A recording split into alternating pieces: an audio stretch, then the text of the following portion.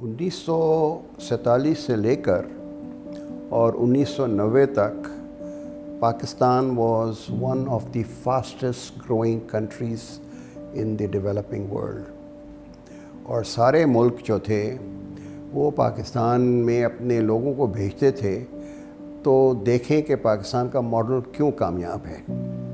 हमारी growth rate थी about 6% per year for almost 40 years. Hindustan की ग्रोथ रेट 3% पर ईयर थी। बांग्लादेश तो नया बना था 70 में, उनकी भी कोई 2-3% के करीब थी। हम 40% पर कैपिटा इनकम में उससे ज़्यादा थे। तो ये नहीं है कि हम जो आज हालात हैं वो हालात थे पाकिस्तान के, ये नहीं है। हमारे 2 डिस्टिंक्ट पीरियड हैं और मेरी जो रिसर्च है गवर्निंग द अनगवर्नेबल उसमें बड़ा क्लियरली मैंने एस्टैब्लिश किया है। हमारे 2 पीरियड्स हैं हिस्ट्री के। एक पीरियड जिसमें कि हम बहुत ही अच्छा कर रहे थे और एक पीरियड जिसमें नाउ वी हैव बिकम लैगर्ड कि बांग्लादेश भी हमसे आगे चला गया है, हिंदुस्तान तो पहले ही आगे चला गया था और अगर इसी स्पीड पे हम चलते रहे तो नेपाल और ये दूसरे ममालिक भी हमसे आगे चले जाएंगे। फ़र्क क्या था दोनों पीरियड्स में, और ये मेरी रिसर्च है जो मैं हमेशा हर एक के साथ शेयर करता हूँ कि क्योंकि हमने बिल्कुल नए सिरे से अपना मुल्क बनाया था तो एक sense of commitment and passion थी और जो इंस्टीट्यूशंस हमने बनाई उसमें बड़े काबिल और बड़े कमिटेड लोग थे जिनका मकसद ये नहीं था कि वो अपनी जेबें भरें और बाहर जो हैं वो पैसे लेके रखें, बल्कि इस मुल्क को आगे कैसे तरक्की की तरफ गामसन कर सकें। PIDC पूरा इंडस्ट्रियल रेवोल्यूशन उनकी तरफ वजह से हुआ। एग्रीकल्चर डेवलपमेंट कॉरपोरेशन, जहां हम 30 मिलियन की पॉपुलेशन को फीड नहीं कर सकते थे, हमने मैक्सी पाक और इरी राइस और फर्टिलाइज़र का इस्तेमाल करके अपने आप को सेल्फ सफिशिएंट कर दिया। आज 220 मिलियन लोग हैं और हम 27 मिलियन टन जो है गंदम पैदा करते हैं। 3rd लार्जेस्ट एक्सपोर्टर हैं राइस के। ये उसी की वजह से हुआ।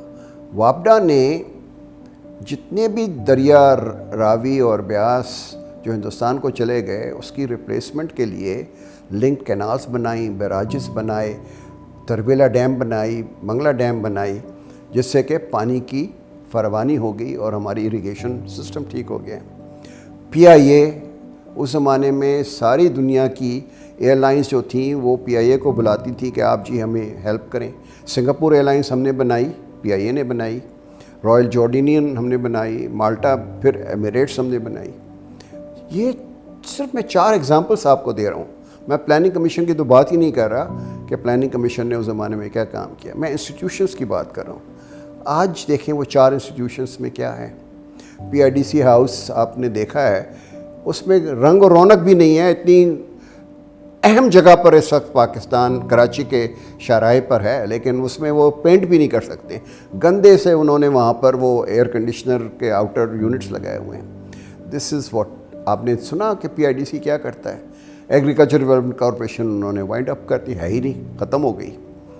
वापडा का हाल था कि अभी तक 1973 से लेकर 2017-18 तक एक डैम नहीं बनाई।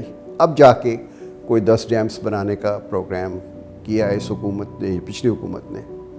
और जो PIA है उसकी मैंने रिपोर्ट बना के प्राइम मिनिस्टर साहब को दी।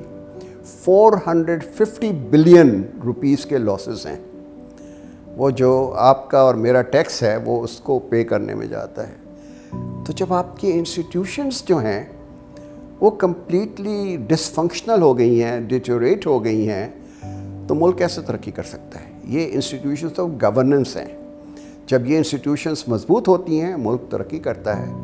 तो कोरिया की बात आप देखें, कोरिया में जो जनरल पार्क था उसने मजबूत इंस्टीट्यूशंस बनाई।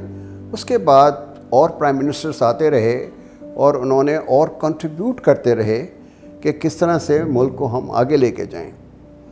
तो ये मेरा थीसिस है और मेरा पूरा यकीन यही है कि जब तक हम इंस्टीट्यूशंस को मजबूत नहीं करेंगे, हम पर्सनालिटीज़ के चक्कर में फंसे रहेंगे, تو یہ ملک ترقی نہیں کر سکے گا.